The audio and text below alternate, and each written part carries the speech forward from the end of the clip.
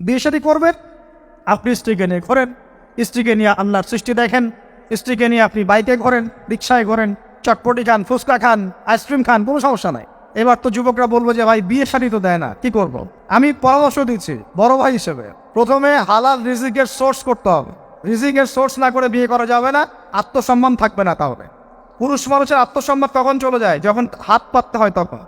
যখন আপনি রিজিকের সোর্স তৈরি করেছেন, আপনি স্বাবলম্বী, আপনি মাশাআল্লাহ মাসে 10-20-30 হাজার টাকা আর্ন করেন, 1 লাখ 2 লাখ টাকা আর্ন করেন, আলহামদুলিল্লাহ, কারো কাছে হাত পাততে হয় না, সবাই দেখবেন আপনাকে সম্মান দিবে। যখন আপনার অন্যের কাছে হাত পাততে হবে, তখন দেখবেন স্ত্রীও সম্মান করছে না। তো এই জন্য ডিগনিটি আগে, ডিগনিটি ফার্স্ট। আপনার ডিগনিটি অর্জন করতে হলে একটা হালাল উপার্জনের সোর্স লাগবে, এক। তারপরে পিতামাতাকে বোঝানোর চেষ্টা করবেন। যদি কাউকে পছন্দ করেও থাকেন, না দেখেই বা শুনে যে হ্যাঁ ওখানে একজন দিনদার মেয়ে ইত্যাদি, তাহলে পারিবারিকভাবে বিয়ের প্রস্তাব পাঠাবেন, নিজে পণ্ডিতি করতে যাবেন না, পারিবারিকভাবে পাঠাবেন। যদি রাজি হয় আলহামদুলিল্লাহ, রাজি না হলে কি নিজে নিয়ে পালায় যাবেন? এই কাজ করতে যাবেন না। ইস্তেখারা করবেন। কি করবেন? ইস্তেখারা। 2 রাকাত নফল নামাজ পড়ে আল্লাহর কাছে দোয়া করবেন। হিসনুল মুসলিম বইটা কিনবেন, ওখানে দেখবেন ইস্তেখারার দোয়া আছে। ইস্তেখারা মানে হচ্ছে আল্লাহর সাথে পরামর্শ করা। আল্লাহ, আমি এই কাজটা করতে চাচ্ছি, যদি কাজটা আমার জন্য ভালো হয়, আমার দুনিয়া আখিরাতের জন্য ভালো হয়, আল্লাহ কাজটাকে তুমি সহজ করে দাও, আল্লাহ কাজটার মধ্যে বরকত দান করে দাও। আর যদি এই কাজটা দুনিয়া আখিরাতের জন্য খারাপ হয়, আল্লাহ তুমি কাজটাকে সরায় দাও, আমাকেও কাজটা থেকে সরায় দাও। এটা হচ্ছে ইস্তেখারা। এই দোয়া বেশি বেশি করলে ইনশাল্লাহ আল্লাহর পক্ষ থেকেই ফয়সালা হবে। আর এই জায়গায় বেশি ব্যতিব্যস্ত হবেন না। অনেক সময় কিন্তু ফ্যান্টাসিতে ভুগি আমরা, অস্থির হয়ে যাই। অস্থির হলেই ডিসিশন নিতে ভুল হবে, স্থির থাকতে হবে। নিজেকে স্থির রাখার জন্য কি করবেন? বেশি বেশি নফল রোজা রাখবেন। বেশি বেশি কি করবেন? নফল রোজা রাখবেন। আর ভালো কাজে ব্যস্ত রাখবেন নিজেকে। ভালো কাজে কি করবেন? ব্যস্ত রাখবেন। একা একা থাকলে আর এই যে খারাপ সার্কেলের মধ্যে থাকলেই মাথার মধ্যে শয়তান ভর করবে, তখন দেখবেন অস্থির হয়ে গেছেন আপনি। আর স্থির হওয়ার চেষ্টা করেন, ভালো কাজে ব্যস্ত রাখেন, হালাল পথ অবলম্বন করে হারাম থেকে বেঁচে থাকেন। এখন যে জায়গায় আসছিলাম, এখান থেকে আস্তে আস্তে শেষের দিকে যাবো। দেখুন, আল্লাহ পাক যে বিষয়গুলোকে ভালোবাসতে বলেছেন, আমি ভালোবাসবো, এই ভালোবাসা জায়েজ, হালাল। এই ভালোবাসার উদ্দেশ্য আল্লাহর সন্তুষ্টি অর্জন করা। এই ভালোবাসার উদ্দেশ্য এই নয় যে আমি যাকে ভালোবাসি তার কাছে আমি কিছু প্রত্যাশা করছি। না, আমি কিছু প্রত্যাশা করছি না, আমি প্রত্যাশা করছি আল্লাহর সন্তুষ্টি। তখন দেখবেন সে আপনাকে কষ্ট দিলেও আপনি সবর করতে পারবেন।